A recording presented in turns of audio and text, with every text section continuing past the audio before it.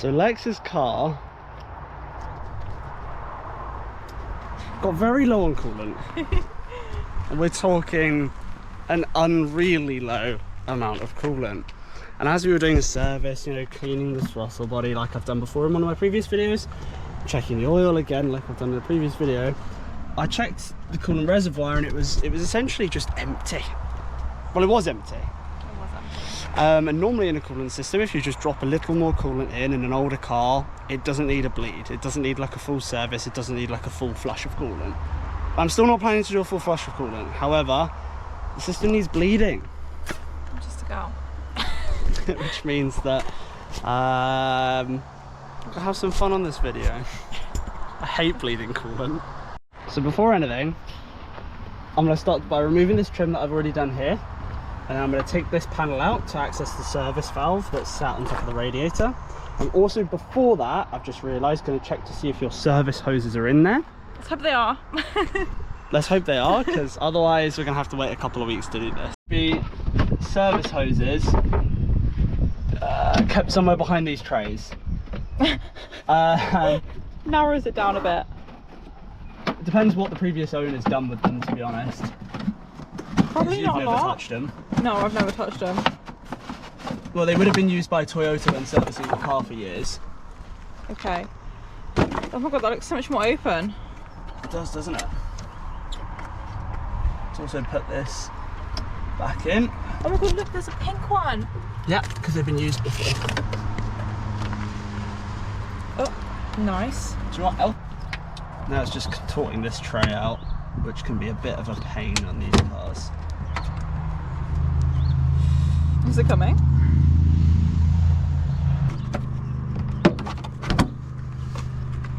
Oh yeah. See how disgusting my radiator is? Not nearly as bad as mine. Mine Really? is crumbling. Yours has been replaced before. You can tell. Well, yeah, the front end was replaced. So one of the hose points is, I believe, this one here, and this is the manual service handle. The other place that a hose would go, I believe, is just on the side down here, but I'm just going to make sure and double check on this model because they slightly differ where the locations are on each of the marks of MR2s. The bleeder location wasn't down there, it's up here, as this one's your first. This is going to be a pain to get on, but just to get a good seal, I'm going to use some grips to just keep it on there, and then you need to suspend this. So we need to keep this up high. And then the second is going to go on the end of this little valve here. But I believe the car has to be cold, and the car isn't cold. So we might have to wait till the car cools down. Okay. In fact, I don't carry random piping with me. So we've realised that my radiator is an aftermarket radiator, so this piping won't fit on this part here. So we need like a hose pipe or something. Wow, just like a bigger bit of pipe of some sort that goes round. Yeah. That it can just sit on the end, so then we can bleed the system correctly. Oh God. Yeah.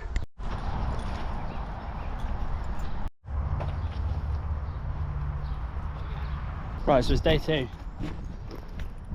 Moving on to the bleeding of the car. We didn't quite have one of the right pipes because it's an aftermarket radiator. So we bought a pipe.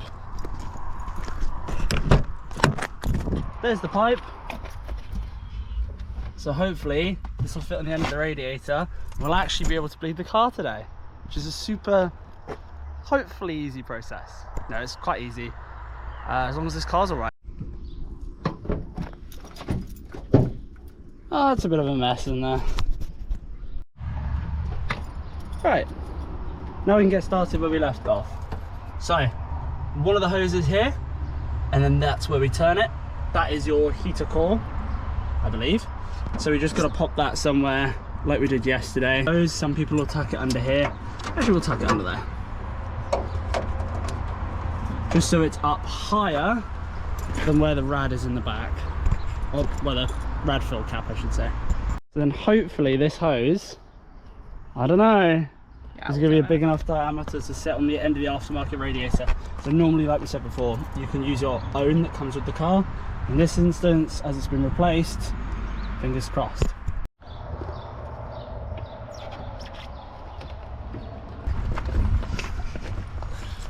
Not trying to.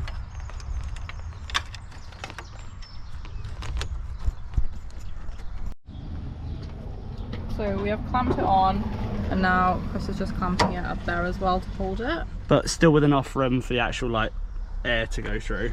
Yeah. Cool. Now we've got to remove the back cap. Now while the engine's cold, well, as cold as it is on a warm day, let's take the cap off. You can see it overflowing a little bit. This is gonna properly overflow a bit. So I'm gonna just leave this just somewhere here. Sorry. There you go. Probably not the right way. Hey, look at me know my left and right. Yeah. No? There it is. It's just a bit of an awkward angle because of where we're at. It should turn about 3 times. It's just me getting my big hands inside here. Now I've got to try and get my hands in, or just use some pliers to just twist I've got this. small hands. If you can fit your hands in, try it. It's gonna be stiff.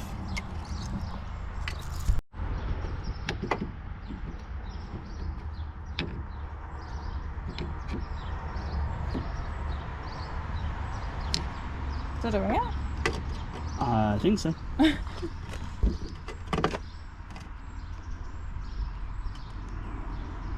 We've now got to put the blowers up to full here and just blowing, well, wherever. So forwards and feet just for convenience reasons, or I'll just do everything just so that it comes out nice and quick.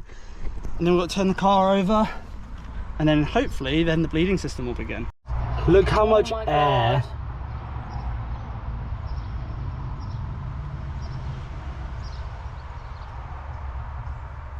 So much. That's how much air is in the system. That is so much. Which means we haven't undone this one enough either. Yeah, we need to go more. Isn't it? Yeah, it is. It is. That's not on properly. Right, we're on. Yeah, so this aftermarket radiator, it just bleeds out the top. So usually you have like a bleeding valve which is on the side, but this one's blocked off. So for the bleeding process, we're gonna have to go through the top, but then that means there's gonna be hot coolant. So we're gonna have to turn the car off with the tube like this, wait for it to cool down, and then put this tube on afterwards, which is a bit of a pain. So whoever chose the radiator for this, they deserve a place in hell. Up through here. Okay. What's some more coolant just everywhere?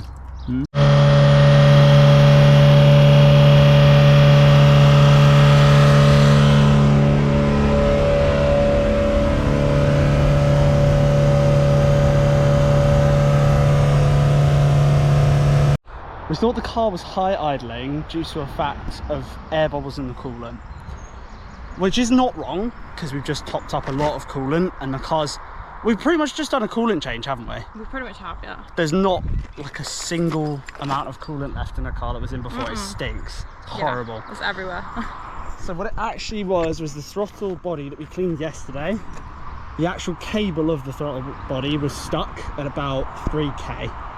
Now the car can idle on its own just to protect itself, and that happens.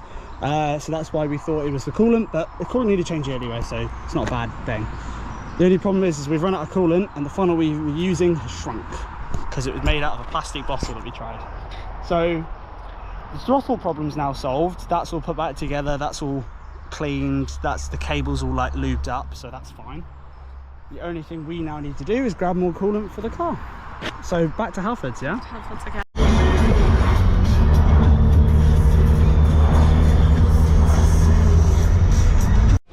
Day 2 in Halfords. Right, Halford trip is complete. Chris is now just trying to put the hose back on. So you're going to get covenant coolant again. Yeah. And it's going to go everywhere. Yeah. Love that. delicious.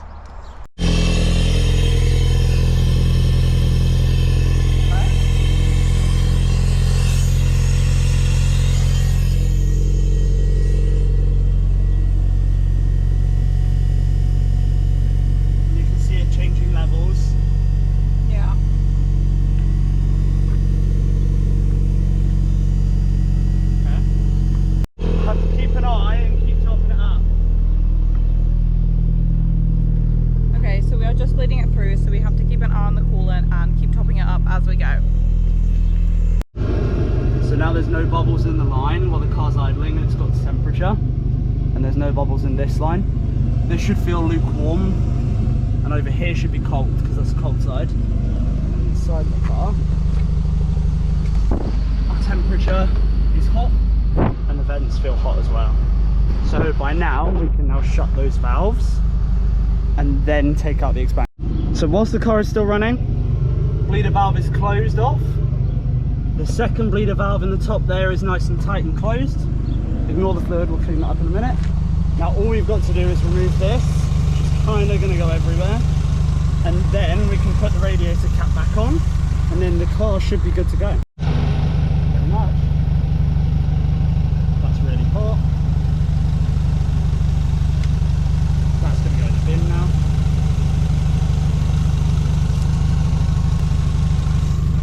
When he figures out how to do it.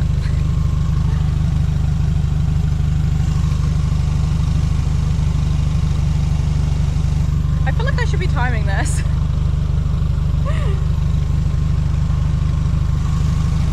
Shut up. Right, we're on. We're on. Right, and that's it. That's all we have to do. Everything's back together. This influencer. Everything's on, so we've just got to put the cone filter on. It's still nice and hot. We've still got good temperature on the gauge. And then what I'm also doing is I'm checking the expansion tank down there just to make sure it's got enough coolant. So that is how you bleed the coolant system. Not as smooth a ride as it should be. If you don't have an aftermarket radiator, it's super easy. And if you have the right tools, for instance a funnel and enough coolant, since we decided we were just going to dump it all on the floor. Yep. Anyway, there you